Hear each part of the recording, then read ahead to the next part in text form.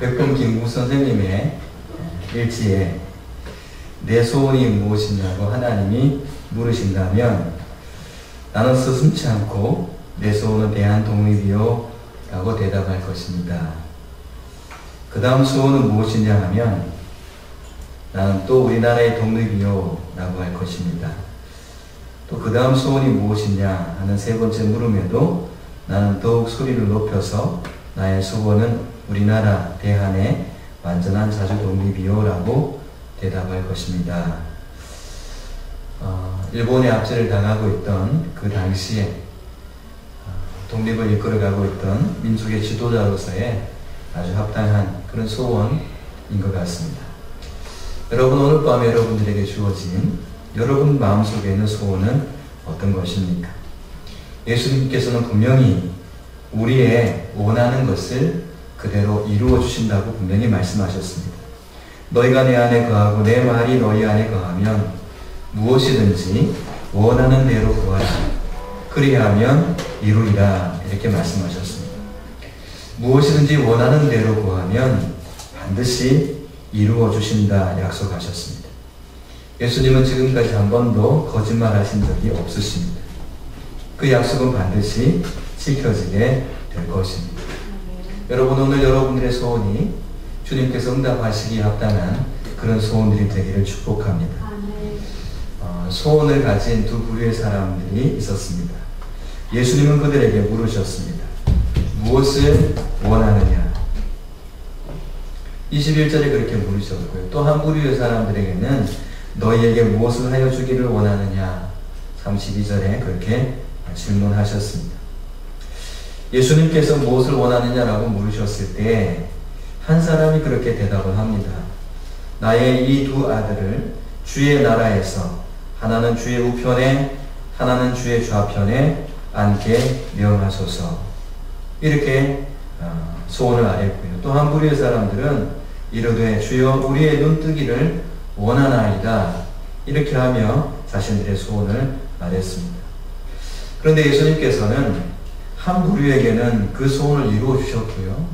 또 다른 한 부류의 사람들에게는 그 소원을 이루어 주지 않으셨습니다. 소원을 이루어 주지 않은 그 사람들은 예수님의 제자들이었습니다. 예수님을 따르고자 하는 그들은 모든 것을 버리고 예수님만을 따라 나선 사람들이었습니다.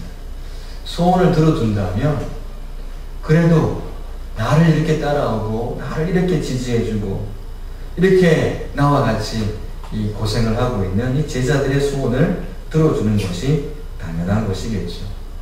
그런데 예수님께서는 그 제자들의 소원을 들어주지 않으십니다. 이것 또한 주님의 주권이죠. 우리가 생각할 때 당연하다 생각하는 것, 그것이 하나님의 판단에서 당연하지 않을 수 있습니다. 지난주에 우리가 살펴본 것처럼 나중에 오후 5시에 나온 그 품꾼이 한 데나리온 받았을 때 아침에 일찍부터 온 사람들은 우리가 더 받겠지, 우리가 더 받는 것이 당연할 거야 하면서 그 주인에게 요구하지 않습니다. 더 주지 않은 것 때문에 그들은 원망하고 주인을 향해서 불평을 했던 것을 봅니다. 한 데나리온 받는 것, 그것은 주인이 정해놓은 당연함입니다. 그런데 더 많이 일한 것처럼 생각하는 그것 때문에 자신의 당연함을 구하고 있지만 그것은 주인의 생각과는 달랐던 것이죠. 예수님께서는 세리와 창기의 친구다. 그렇게 하면서 그들과 함께하는 것을 당연하게 생각했어요. 근데 바리새인들은 어찌 메시아인 당신이 그들과 함께하는 것이 당연한 것입니다. 오히려 이렇게 거룩하게 구별되어 있는 우리와 함께하는 것이 오히려 낫지 않느냐 이렇게 생각을 하고 말했지만 그 바리새인들이 생각했던 당연함과 예수님께서 생각하셨던 당연함은 엄연히 차이가 있었습니다. 여러분, 우리가 어떤 일들을 하며 내 마음의 소원을 갖고 주님 앞에 아뢰을 때 당연함이라는 것을 생각하셔야 됩니다. 과연 이것이 예수님께서도 당연하게 생각하시는 것인가? 그렇게 바로 알지 못하면 우리는 내가 가진 소원함 때문에 내가 가진 소원 때문에 때로는 이루어지지 않는다는 그 이유로 인해서 시험에 들 때도 있는 것이죠. 예수님께 찾아온 제자들은 어머니를 대동하고 왔습니다. 어머니는 두 아들을 데리고 예수님께 와서 최선의 경배를 합니다. 엎드려서 절했어요. 이 엄마가 두 아들을 데리고 와서 예수님한테 엎드려 절을 하는 겁니다. 여러분, 예수님한테 절 한번 해보신 적 있으십니까? 우상 숭배가 되는 건가요? 우리의 마음을 그렇게 바짝 엎드려 내 마음의 모든 것을 다 동원해서 그분 앞에 내 마음을 굽혀 진실로 경배해 보신 적이 있으십니까? 이 어머니는 예수님 앞에 와서 바짝 엎드려서 절을 합니다. 그리고 무엇인가를 구했지요. 그때 예수님께서 무엇을 원하느냐라고 그 어머니에게 질문을 합니다. 그때 그의 어머니는, 그 제자들의 어머니는 두 아들을 이렇게 보이면서 예수님께서 이제 예루살렘으로 올라가신다고 하니 이 두 아들 기억해 주세요. 하나는 좌편, 하나는 우편에 앉게 명해 주세요. 하면서 그 어머니의 소원을 아릅니다. 모든 어머니들이 그렇듯이 자식 잘 되는 것, 그 어머니들의 소원 아닙니까? 당연한 소원이죠. 이 어머니의 소원은 단순한 것이었습니다. 두 아들 잘 되게 해주세요. 대부분의 사람들의 소원이기도 합니다. 예수님 잘 부탁드립니다. 우리 아들 잘 부탁드립니다. 이렇게 하면서 지금 청탁을 하고 있는 거죠. 별로 특별한 것은 아닙니다. 그냥 평범한 그런 예수님께 평범하게 우리 아들 좀 잘 봐주세요. 한 자리씩 부탁합니다. 그런 이야기 하고 있는 것입니다. 근데 예수님께서는 그 어머니에게 또 그 이야기를 듣는 모든 제자들에게 그렇게 이야기하십니다.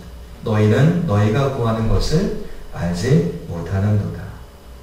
다르게 이야기하면 헛된 것 구하고 있다. 이렇게 말씀하고 있습니다. 아니, 당연하게 요구할 수 있는 것 같은데 예수님께서는 아니다. 그것은 헛된 것이다 라고 말씀하시는 것입니다. 왜냐하면 이들의 마음속에는 욕심이 있었습니다. 자신들의 욕심이 있었습니다. 그 욕심은 세상의 권세를 얻는 것이었습니다. 예수님의 제자로서 예수님을 따라가는 그것보다도 이 세상에서 어떤 권자, 세상에서 높임을 받는 자리, 이런 것을 마음속에 염두에 두고 있었습니다. 세상의 것으로 채우고자 하는 그런 욕심, 그 욕심이 가득한 제자들의 모습을 보여주고 있습니다. 이 제자들의 모습은 구하고 찾아야 될 것을 바로 구하고 찾지 못하는, 어떻게 보면 영적 소경의 모습이기도 합니다. 제자들은 예수님께서 예루살렘으로 올라간다고 말씀하시니까 이제 예수님께서 예루살렘으로 올라가면 할 건 하나밖에 없잖아요. 제자들이 그동안 모든 것 버리고 따라온 그 이유가 뭡니까? 예수님께서 이제 예루살렘 올라가시면 왕 되실 거다. 지금까지 나사렛이나 갈릴리나 이런 변방에만 계시다가 마침내 주님께서 예루살렘으로 올라간다고 하시니 이제 한자리 하시겠구나. 그러면 우리도 한자리 해야지. 이 제자들의 마음이 그랬다라는 것입니다.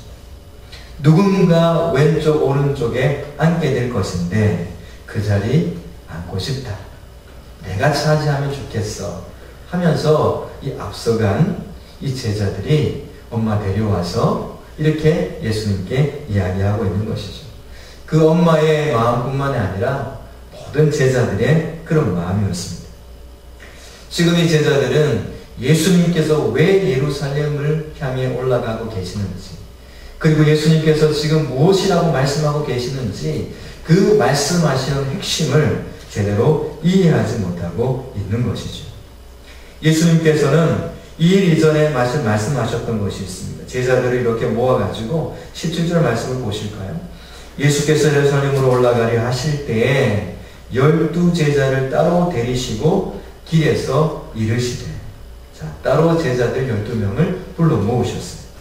그리고 이렇게 말씀하십니다. 보라, 우리가 예루살렘으로 올라가노니 인자가 대제사장들과 서기관들에게 넘겨짐에 그들이 죽이기로 결의하고 이방인들에게 넘겨주어 그를 조롱하며 채찍질하며 십자가에 못 박게 할 것이나 3일 만에 살아나리라. 예수님께서 제자들을 따로 모아서 왜 예루살렘으로 올라가는지에 대한 분명한 말씀을 하십니다. 그런데 제자들의 생각 속에는 다른 것이 들어오지 않습니다. 단지 예수님께서 예루살렘으로 올라가십니다. 그러면 왕이 되실 것이다. 이 생각밖에는 그 제자들에겐 없는 것이죠. 그러니까 그 뒤에 말씀이 들어오지 않았습니다. 여러분, 지금 여러분들의 생각을 지배하고 있는 것들이 무엇입니까?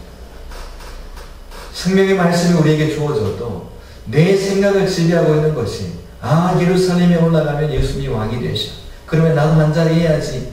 이 생각이 가득 차 있다면 그 뒤에 말씀, 메시아로서, 구세주로서 예수님께서 이 땅에 오셔서 하셔야 되는 그 구원 사역은 귀에 들어오지 않는 것이죠.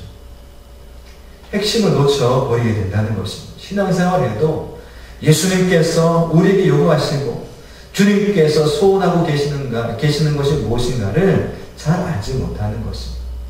왜냐하면 내 것이 너무 가득 차 있기 때문에 그렇습니다. 예수님께서는 예루살렘에 올라가서 그곳에서 되어질 일들을 말씀하셨습니다. 그곳에 예수님을 기다리고 있는 것이 어떤 것인가를 말씀해 주셨습니다. 그곳에는 넘겨짐과 죽이기로 결의하는 것이 기다리고 있습니다. 그리고 넘겨주고 조롱하고 조롱당하고 채찍질당하고 십자가에 못 박혀 죽게 될 것이다. 그리고 3일 만에 다시 살아날 것이다. 이 구원의 역사가 그 뒤에 뚜렷하게 드러나 있습니다. 그런데 예수님의 이런 뜻에는 별로 관심이 없습니다. 성도 여러분, 우리가 주의 말씀을 바로 깨닫지 못하고 그런 상태에서 내 욕심이 내 속에 들어와 있으면 우리는 오히려 그 말씀으로 인해서 흔들리고요. 그 말씀 때문에 오히려 유혹에 빠지게 됩니다. 사단이 하와한테 찾아왔을 때 하나님 말씀을 가지고 찾아왔습니다. 그런데 완전히 왜곡된 말씀을 가지고 찾아왔죠. 하나님의 뜻과 반대된 뜻으로 이 말씀을 계속 왜곡시켜서 결국에는 하나님의 말씀을 등지게 만드는 그 사건이 있었지 않습니까? 우리가 하나님의 말씀을 분명히 이해하고 주의 말씀에 대한 분명한 핵심을 우리는 깨달아 알아야 되는 것입니다. 그래야 흔들리지 않는 것이죠. 예수님은 이해하지 못하는 제자들에게 다시 말씀하십니다. 그들에게 말씀하셨죠. 22절 말씀 보실까요? 내가 마시려는 잔을 너희가 마실 수 있느냐? 내가 마시고자 하는 그 잔을 너희가 마실 수 있느냐? 그랬더니 그들이 하는 말 할 수 있습니다. 그렇게 이야기합니다. 자, 과연 그들은 주님께서 말씀하신 내가 마시는 잔의 의미를 알았을까요? 그들은 과연 어떤 잔을 마실 수 있다라고 지금 말하고 있는 것일까요? 계속 딴소리 하는 것이죠. 예수님께서 마시려고 하는 잔은 고난의 십자가의 고난의 잔이었습니다. 그래서 겟세마네 동산에서 할 수만 있거든 이 잔을 내게서 옮겨주세요 라고 기도했던 것 아니겠습니까? 그 고난의 잔이에요. 고난의 잔. 그런데 이 제자들 야고보와 요한 이 두 제자는 마실 수 있습니다. 그렇게 말한 자신들이 마시고자 하는 잔은 어떤 잔일까요? 슈페의 잔이겠죠. 이제 슈국 번영 이제 그 권세를 얻었으니 자 우리 건배합시다. 우리 좌의정 우의정 됐으니 한잔합시다. 뭐 이런 것 아니겠습니까? 예수님께서 말씀하시는 잔과 이 제자들이 생각하고 있는 잔은 전혀 딴판이었습니다.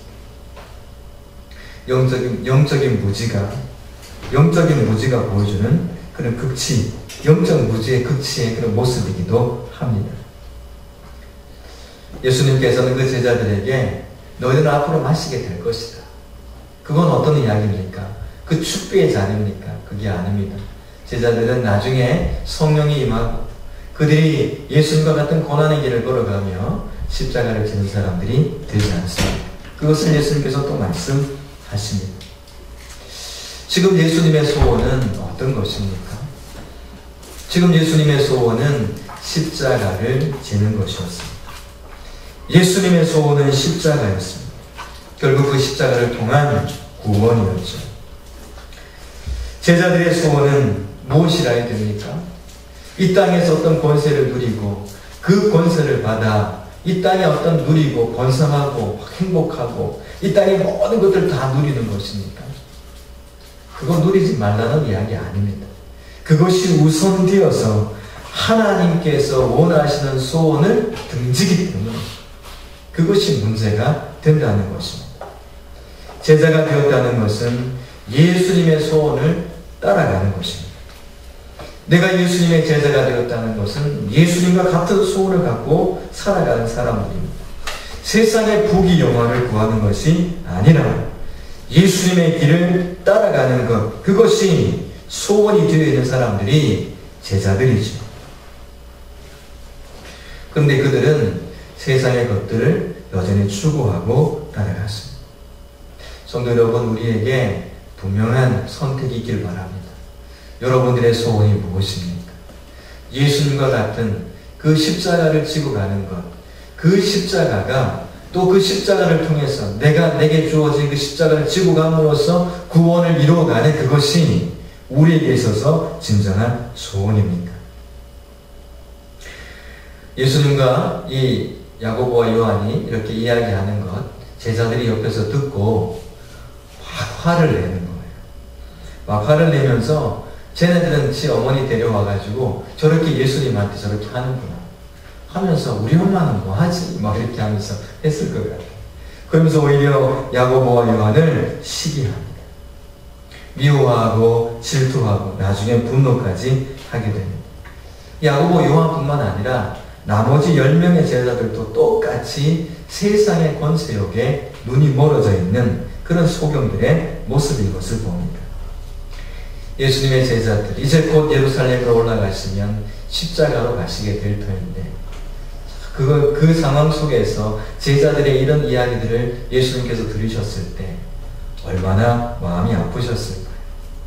분위기 파악을 못하는 것입니다. 핵심을 놓쳐버리고 있습니다. 세상의 것들이 여전히 가득 차 있습니다. 이 얼마나 주님께서 마음이 불편했을까요? 예수님께서 다시 제자들을 부르십니다. 그리고 나서 하시는 말씀, 25절 이하의 말씀을 하십니다. 진짜 제자의 삶이 뭐냐? 진짜 주님께서 제자들에게 원하시는 삶이 뭔가? 성도로서의 삶이 뭔가를 우리에게 알려주고 있습니다.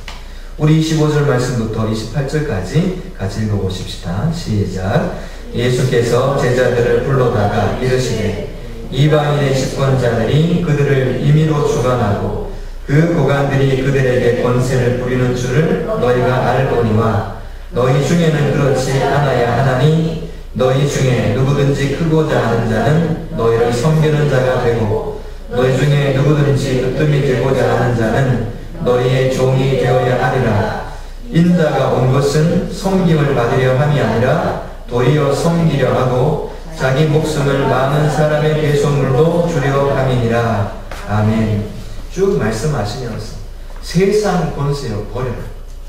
세상 명예욕 버리고 세상의 그런 어떤 그 부귀영화에 대한 집착을 버리라. 욕심을 버리라고 말씀하시고 성도의 삶은 그런 걸 많이 얻어내는 삶이 아니고 성도의 삶은 오히려 섬김의 삶으로 가는 것이다. 종된 삶으로 살아가는 것이다 라고 말씀하시면서 예수님께서 이 땅에 오신 그 목적이 뭔가를 28절에서 분명히 말씀하셨습니다. 섬김을 받으려 함이 아니라 섬김을 받는다는 것은 세상의 권세를 얻는 자가 되는 것이죠. 종들이 많으니까 다 섬길 것 아니겠습니까? 그런 것 아니라 말씀하시고 도리어 섬기려 하고 그 섬김의 끝은 자기 목숨을 많은 사람의 대속물로 주려 합니다. 제자들에게 예수님께서는 예수님의 소원을 말씀하고 계십니다. 나는 섬기는 것이 소원이야. 예수님은 섬기는 것이 소원인데 그 섬김의 방법이 그 소원을 이루어가는 방법이 대속물이 되어 내 목숨을 주는 것이다 말씀하고 있습니다. 교회 재직을 세울 때 집사님들이 이렇게 세웁니다.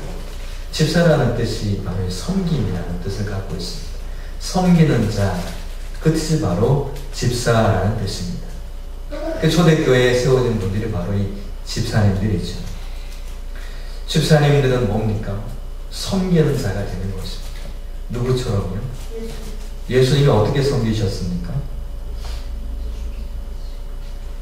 자기 목숨을 대속물로 내어준 것입니다. 적어도 하늘분교회 집사님 정도 수준이 됐다는 것은 바로 여기까지 가 있는 것입니다. 자, 내년에 집사님 되실 분 손 들어보세요.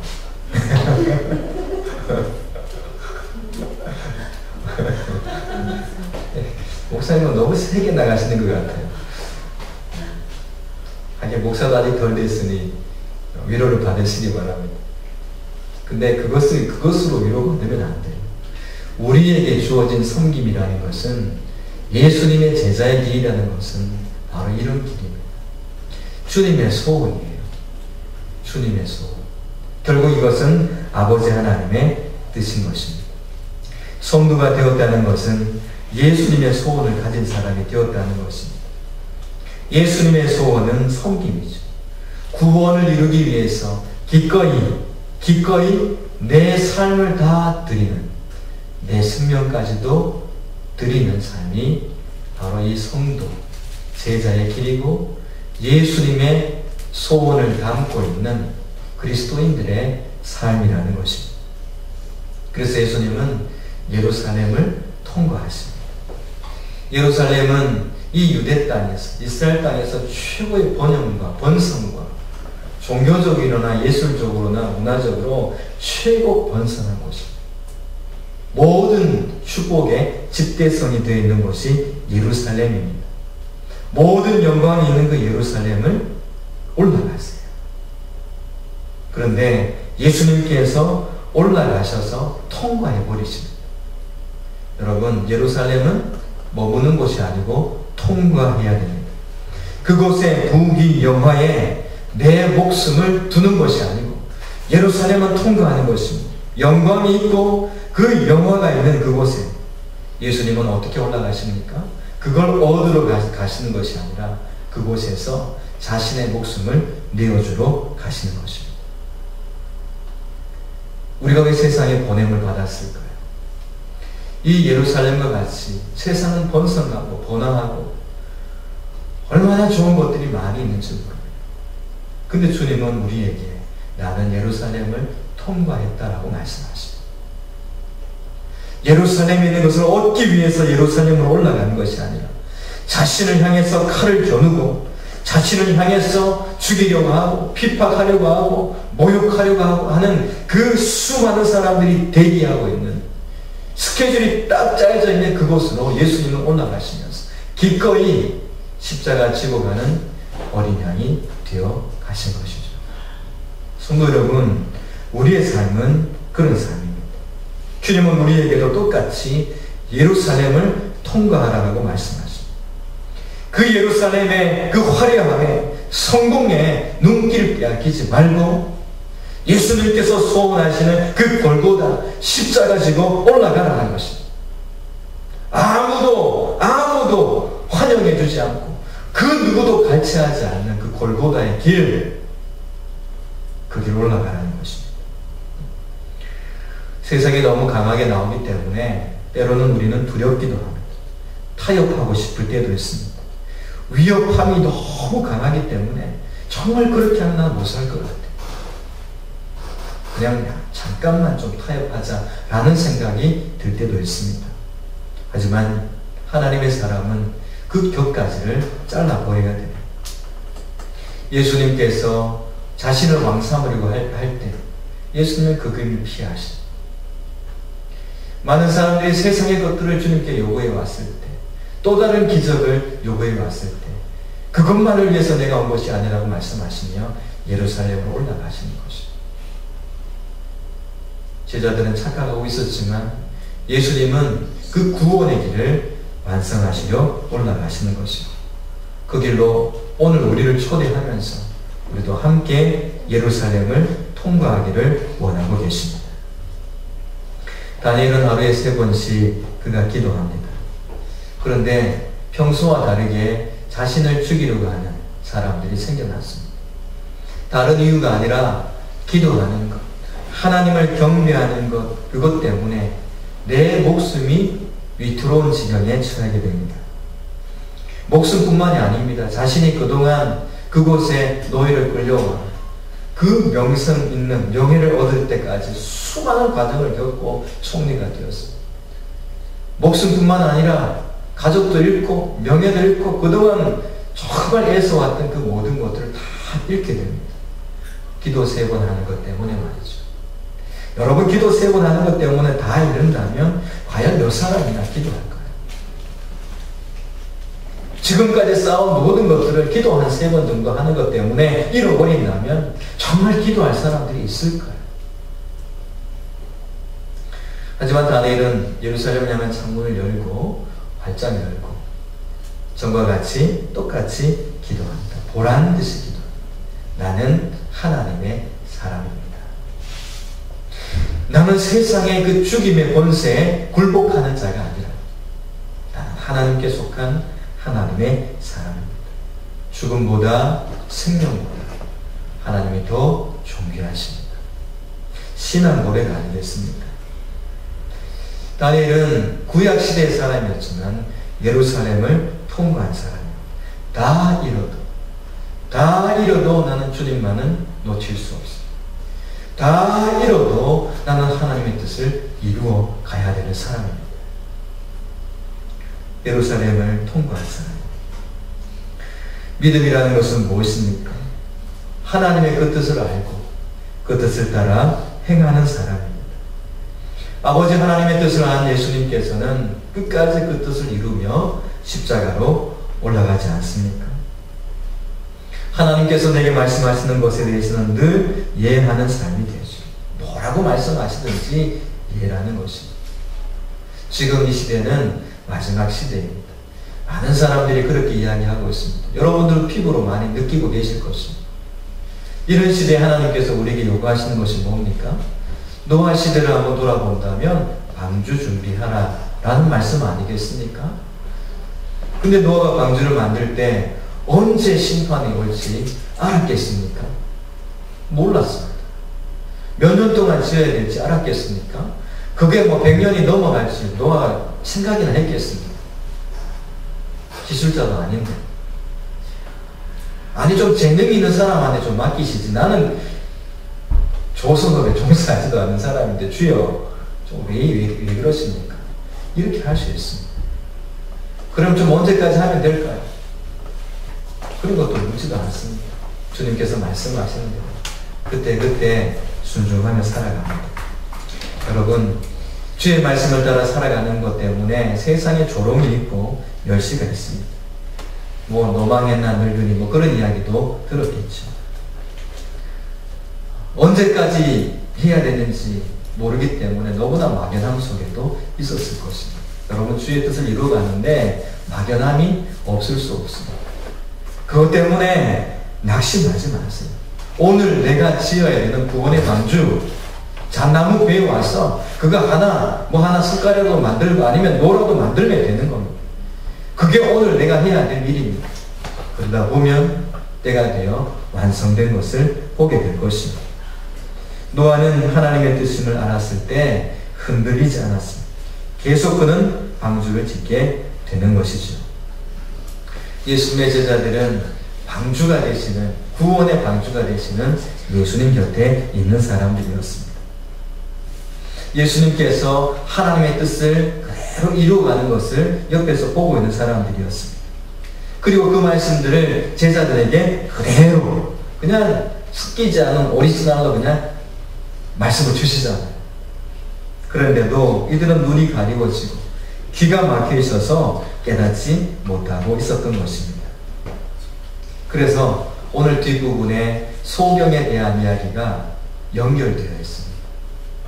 뒤에 나오는 이 소경이 결국 누구냐 하면 이 아무것도 깨닫지 못하는 제자들을 보여주고 있는 것입니다. 그냥 짜집기 한 게 아니고요. 소경과 연결을 해놓으셨습니다. 하나님 말씀을 듣고도 깨닫지 못하고 보여줘도 바로 보지 못하는 이 제자들의 모습입니다. 자세히 한번 보실까요? 그게 제자들이다 생각을 하면서 한번 보면은 29절 말씀에 큰 무리가 예수님을 따르고 있습니다. 맹인 두 사람이 길가에 앉았다가, 두 사람 나오죠. 길가에 앉았다가 예수께서 지나가신 다음을 듣고 소리질러 이르되 주여 우리를 불쌍히 여기소서 다윗의 자손이여. 이 소경들을 보면 예수님의 소문을 듣고 예수님이 다윗의 자손이라는 것까지 알았어요. 하지만 예수님을 따를 수 있는 그런 사람들이 못 되었어요. 왜냐하면 소경이었기 때문입니다.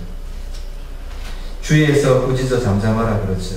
근데 이 사람들은 더 소리질러 다윗의 자손이라고 외칩니다. 예수께서 말씀하십니다. 너희에게 무엇을 하여 주기를 원하느냐? 주여 우리의 눈을 뜨기를 원합니다. 지금 제자들이 예수님 앞에 이렇게 하라는 이야기입니다. 예수님, 우리 눈을 좀 뜨게 해주세요. 예수님께서 보이신 그 길이 보이지 않습니다. 주님, 눈 좀 뜨게 해주옵소서. 이렇게 하라는 것입니다.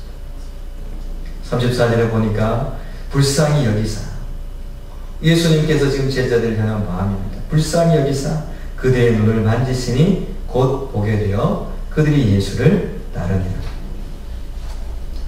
이 소경은 방금도 말씀드렸지만 세상의 권세, 그 예루살렘에 가면 세상의 모든 것들을 내가 한번 가져보겠노로 가는 그 욕심에 빠져있는 제자들의 모습입니다. 영원한 하나님의 세계를 바라보지 못하고 그 세상의 어떤 것보다 더 귀한 하나님의 말씀을 이루어가는 것이 더 존귀하고 복되다는 것을 모르고 세상의 권세를 얻고자 하는 이 장님들 말입니다. 그들이 바로 예수님을 따른다고 말하고 있는 제자들이었습니다. 따르긴 따랐지만 전혀 다른 길로 가고 있는 그들의 모습이었습니다. 그것을 보시며 소경들을 시청각 자료로 주님께서 사용하시면서 너희들이 지금 눈 멀고 귀 먹은 소경과 같은 자들이다. 그러면서 불쌍히 여기시고 어루만져 눈뜨게 하시면서 눈을 뜨게 되니까 너희들이 어떻게 합니까? 예수님을 따르냐. 눈 떴으면 그 다음에 내 살 길 찾아서 예루살렘으로 가야 되잖아. 돈벌이 하러 가야 되고 막 이렇게 해야 되잖아요. 그런데 이 사람들이 눈을 뜨고 보니 내가 따라가야 되는 것은 바로 예수님이시구나 하는 것을 알고 주님을 따라가게 된다는 것을 말씀하고 있죠. 소원을 이루는 것도 마찬가지입니다. 소경들이 눈을 떠서 주님, 내가 눈을 뜨면 예수님만을 따라가고 싶어요. 주의 뜻만을 이루고 싶어요. 주님의 소원처럼 그렇게 살고 싶어요 하는 그런 순수한 마음의 소원이 있었던 것이죠. 여러분, 그 순수한 마음의 소원이 있을 때 주님은 역사하시는 것입니다. 여러분, 우리가 이루고자 하는 그 모든 것들이 정말 주님을 따르고자 하는 것이 아니라면 우리는 여기 나오는 소경과 똑같은 사람들이 되어 있을 것입니다. 예수님은 자신의 욕망과 세상의 권세를 이루고자 하는 소원은 들어주지 아니하십니다. 하지만 예수님을 따르기 위해서 순수하게 구하는 그 모든 소원은 반드시 응답하여 주시는 것입니다. 소경들은 다윗의 자손이라고 불렀습니다. 예수님에 대해서 알았어요. 제자들은 예수님에 대해서 나름대로 알았습니다. 하지만 예수님을 진짜 따르는 사람들이 아니었습니다. 자신의 마음속에 있는 욕심을 따르는 사람들이었습니다. 소경이 되어서는 주님을 따를 수 없습니다. 눈을 떠야 합니다. 세상 욕심을 향해서 열려진 그 눈을 감고 주님을 향한 눈을 열 때 주의 말씀을 따르는 것이 세상의 그 어떤 것보다 유익하고 복된 것이고 존귀한 것임을 알게 될 때, 그때야 비로소 소경의 자리에서 예수님을 따르는 자리로 나아가게 되는 것입니다. 오늘 이 말씀을 통해서 우리가 기도해야 될 것은 무엇입니까? 주님, 내 눈을 뜨게 하여 주시옵소서. 서두에 제가 그 말씀을 드렸습니다. 너희가 내 안에 거하고 내 말이 너희 안에 거하면 무엇이든지 원하는 대로 구하라. 그리하면 이루리라. 제자들도 원했고 소경도 원했는데 달랐습니다. 내 욕심을 이루고자 하는 원함이 있었고 무엇이든지 안에 내 욕심을 이루고자 하는 것도 포함될 것입니다. 하지만 그것은 응답되지 않습니다. 왜냐하면 너희가 내 안에 거하고 내 말이 너희 안에 거할 때 무엇이든지 원하는 대로 구하라. 그리하면 이루어지리라 말씀하시고 계시기 때문입니다. 성도 여러분, 오늘 우리의 눈을 뜨십시다. 말씀을 이렇게 마무리하도록 하겠습니다. 여러분은 눈을 뜨셨습니까? 아니면 아직도 감고 계십니까? 그것은 내 안에 누구를 향한 소원이 있느냐의 차이일 것입니다. 내 안에 나를 향한, 예루살렘을 향한 욕심이 있으면 우리는 소경입니다. 예수님에 대해서 알고 있는 소경이죠. 그런데 내 마음에 예수님처럼 그 십자가를 지고 가기 위한 예루살렘을 통과하고자 하는 그런 소원이 있다면 그 소원은 주님 안에서 반드시 이루어지게 될 것입니다. 여러분, 주님의 소원에 참여하는 우리 모두가 되시길 축복합니다. 살아계신 하나님 아버지 감사합니다.